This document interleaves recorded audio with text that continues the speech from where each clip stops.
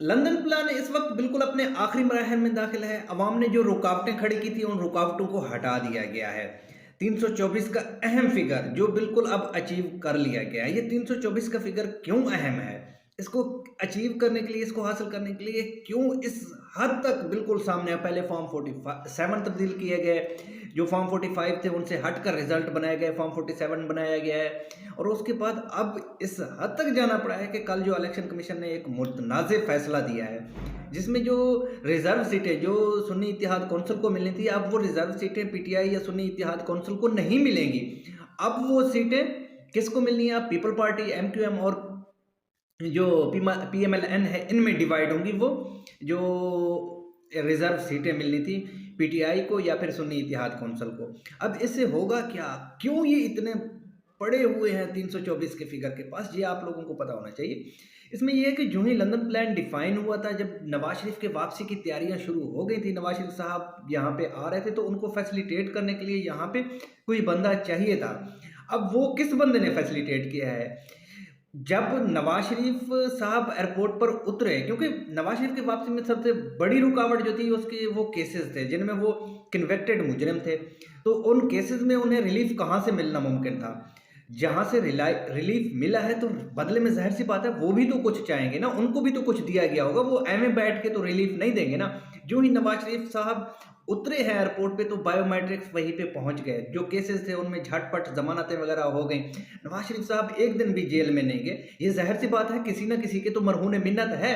तो फिर ऊपर से खैर सगाली में ये भी किया गया कि सहूलतकारी में इस कदर आगे जाया गया कि इमरान खान से बैट का निशान भी छीन लिया। इमरान खान को हाथ पांव बांध कर मैदान में फेंक दिया गया कि अब इनसे मुकाबला करो, क्योंकि इमरान खान के पास ना बैट का निशान था, ना उसकी टीम ए यानी कि जो मेन टीम थी उसके पास वो भी नहीं थी। इमरान खान के पास अंडर 16 की टीम थी, तो उनके साथ इमरान खान को मैदान में उतार दिया गया।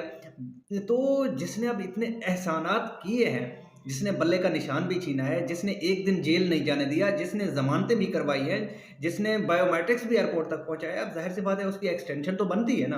अब उसकी एक्सटेंशन के लिए ज़रूरी था कि 324 का फिगर हो, क्योंकि सुप्रीम कोर्ट के जो भी चीफ जस्टिस होते हैं उनके रिटायरमेंट की उम्र होती है 65 साल। 65 साल के बाद वो ऑटोमेटिकली रिटायर हो जाते हैं। उनका टेन्योर सीनियरिटी में एक दिन का हो, एक हफ्ते का हो, एक साल का हो या 3 महीने का हो, जितने का भी हो, वो 65 साल की उम्र में जाकर रिटायर हो जाएंगे। यानी कि वो आज चीफ जस्टिस बन रहे हैं, कल अगर उनके 65 साल पूरे हो जाएंगे तो वो रिटायर हो जाएंगे। ये जो हमारे आइन में एक डिफाइंड तरीक़ाकार है। अब उस डिफाइंड, अब अगर काजी साहब को, अगर का लफ्ज़ मैं इस्तेमाल कर रहा हूँ, अब अगर काजी साहब को एक्सटेंशन देना है तो उस एक्सटेंशन के लिए क्या करना होगा? आइन में तरमीम करना होगा। आइन में तरमीम करने के लिए क्या करना है? 324 का जो फिगर है वो अचीव करना है। 2/3 मेजॉरिटी होनी चाहिए। अब उस 2/3 मेजॉरिटी तो इनके पास है नहीं, क्योंकि वजीर आजम शहबाज शरीफ को कितने टोटल जो है ना वोट पड़े हैं, वो पड़े हैं 201। इनके पास टोटल 201 का फिगर है। अब उसके बाद जाहिर सी बात है फिर दूसरे जो सहूलतकार है वो भी मैदान में आ गए। अब जो पीटीआई या सुन्नी इत्तेहाद कौंसिल को जो रिजर्व सीटें मिली थी, जो इंडिपेंडेंट कैंडिडेट थे जिन्होंने दोबारा शमूलियत हासिल किया था जो ना इसमें सुन्नी इत्तेहाद कौंसिल में, तो उनको अब रिजर्व सीटें अलॉट नहीं की गई। टोटल जो पीटीआई के या सुन्नी इत्तेहाद कौंसिल के जो टोटल पाकिस्तान में जो ना सूबाई असम्बलियों के और कौमी असम्बली की सीटें अगर मिला लें तो 80 के करीब सीटें बनती हैं। अब वो रिजर्व सीटें पीपल पार्टी, पीएमएलएन और एमक्यूएम में डिवाइड हो जाएंगे। ये इलेक्शन कमीशन ने फैसला दिया है, जो कल फैसला इलेक्शन कमीशन ने सुनाया। अब इसमें अहम क्या है? अगर रिजर्व सीटें अगर पीटीआई को मिल जाती तो उससे इतना फर्क नहीं पड़ता, क्योंकि वो वैसे भी अपोजिशन में बैठे हैं। अपोजिशन अगर वो 90 सीटों के साथ अपोजिशन करें या 125 सीटों के साथ अपोजिशन करें तो वो बैठे तो अपोजिशन में है। इससे पीटीआई पर तो कोई फर्क नहीं पड़ना था अगर मिल जाती तो। वो सीटें पीटीआई से क्यों छीन ली गई? वो इसलिए क्योंकि ये जो दूसरी पार्टी है इसके 324 का फिगर किसी तरह से पूरा करना था, क्योंकि 224 का फिगर जो 2/3 मेजॉरिटी बनती है। अब 201 वोट जो पड़े हैं शहबाज शरीफ को, अब अगर उनमें 23 सीटें बनती हैं ये सुन्नी इत्तेहाद कौंसिल के या फिर जो पीटीआई के आज़ाद उम्मीदवार थे उनकी बनती हैं 23 सीटें कौमी असम्बली की। जब ये 23 सीटें अगर उन 201 में शामिल कर दें तो ये बन जाते हैं 224 सीटें। अब ये 224 सीटें जब पूरी हो जाती है एसपीडीएम के पास तो ये फिर आइन में तरमीम कर सकते हैं। आइन में तरमीम करके एक्सटेंशन दे सकते हैं काजी साहब को।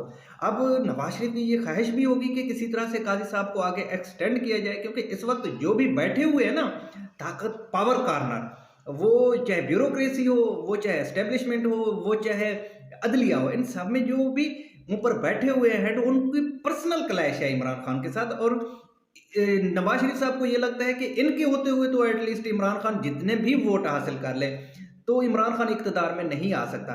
इसलिए नवाज शरीफ या शहबाज शरीफ की ये कोशिश है कि जो पीएमएलएन की हुकूमत है कि इनको मज़ीद एक्सटेंड किया जाए, इनको एक्सटेंशन देकर आगे बढ़ाया जाए ताकि इमरान खान का रास्ता मुकम्मल तौर पर रोका जा सके। अब यहाँ पे जो कानूनी या आईनी माहिरीन हैं वो कहते हैं कि दो चीज़ें ज़ेर गौर हैं। एक ये है कि ये जो चीफ जस्टिस के रिटायरमेंट की उम्र है इसको बढ़ाकर 68 साल या फिर 70 साल तक किया जाए। अगर इसको एक्सटेंड करते हैं तो इसका फ़ायदा सिर्फ काजी फैज़ ईसा को नहीं होगा, तो इसका फ़ायदा जो पीछे आने वाले चीफ जस्टिस हैं उनको भी होगा। तो उससे इनको ख़तरा है जो पीछे आने वाले चीफ जस्टिस हैं। तो इसलिए यहाँ पे कोशिश किया जाएगा कि इसे कुछ इस तरह से डिफाइन करें कि जो पीछे आने वाले चीफ जस्टिस हैं उनको इससे फ़ायदा ना हो। वो कुछ यूं हो सकता है, जिसकी जो प्रोबेबिलिटी है, जिसकी जो चांसेस हैं, कुछ यूं ही होगा कि जो मौजूदा चीफ जस्टिस हैं, फिर यहाँ पे एक तरीक़ेकार डिफाइन किया जाएगा कि जो भी चीफ जस्टिस बनेगा उसकी कम अज़ कम मुद्दत 3 साल होगी। यानी कि जो 65 साल की उम्र को पहुँचने से पहले जो सीनियरिटी में आके चीफ जस्टिस बनेगा तो वो फिर 3 साल पूरे करेगा। तो इस तरह ये होगा जो बाकी जो आने वाले जजेस हैं जो इस वक्त सीनियरिटी में हैं जिनसे उनको खौफ है, तो उनका क्या होगा, वो 65 जब ये 3 साल काजी साहब पूरे करेंगे तो वो उस वक्त तक रिटायर हो चुके होंगे, तो वो उस वक्त तक अवेलेबल नहीं होंगे। तो मोस्ट प्रोबेबली इसी तरीके पर ही जाया जाएगा। अब मसला ये है कि जो अहम इशू था जो ये था कि किसी तरह से 324 का फिगर हासिल करना है, तो उस 324 के फिगर को हासिल करने में भरपूर किरदार अदा किया है जिन्होंने फॉर्म 45 से हटकर फॉर्म 47 इशू की। जो लंदन प्लान है वो मुकम्मल होने वाला है, उसका जो आखिरी काम रहता था वो भी पूरा हो गया है। वो जो मौजूदा एक्सटेंशन है उन पे अब जो क्राइटेरिया है उसको पूरा कर लिया गया है। अब 324 का अगर फिगर होगा तो वो आराम से अगर चाहेंगे तो वो एक्सटेंड कर देंगे। जो जिसको एक्सटेंड करना होगा, जिसको एक्सटेंशन देना मंसूब होगा, जिनको वो एक्सटेंशन देना चाहेंगे उसके मुद्दत मुलाजमत में वो आराम से तोसी कर देंगे आइन में तरमीम करके। पर यहाँ पे वो कुछ फैक्टर को निगलेक्ट कर रहे हैं। वो फैक्टर ये है कि जिस तरह नॉर्मली मैं कहता रहता हूँ वो ये है कि पाकिस्तान में जो इस वक्त पॉलिटिकल क्राइसिस है वो जो इस वक्त इकोनॉमिक क्राइसिस है वो इंड्यूस बाई पॉलिटिकल क्राइसिस है। जब तक ये सियासी अदम इस्तेहकाम रहेगा उस वक्त तक मुल्क की इकानमी ठीक नहीं होगी। अब इन्होंने IMF के पास जाना है, तो IMF के पास जाने के लिए इस मैंडेट के साथ, इस फॉर्म 45 या फॉर्म 47 के साथ किस तरह वो जाएंगे IMF के पास। IMF पहले जब इमरान खान जेल में था तो उस वक्त इमरान खान ने गारंटी दिया था कि अगर ये साफ शफाफ इलेक्शन करवाएंगे जिस तरह उसे किसी न किसी तरह से कायल किया गया था, तो फिर अब तो जाहिर सी बात है उसका मैंडेट जो चोरी हुआ है वो कायल नहीं होगा और आवाम की बड़ी अक्सरियत उसके पास है। इस वक्त भी वो अपोजिशन में सबसे बड़ी सियासी जमात है और अगर ओवरऑल देखें तो इमरान खान इस वक्त सबसे बड़ी सियासी हकीकत है पाकिस्तान की। तो उसको किस तरह IMF निगलेक्ट करके इनके साथ डील करेगा।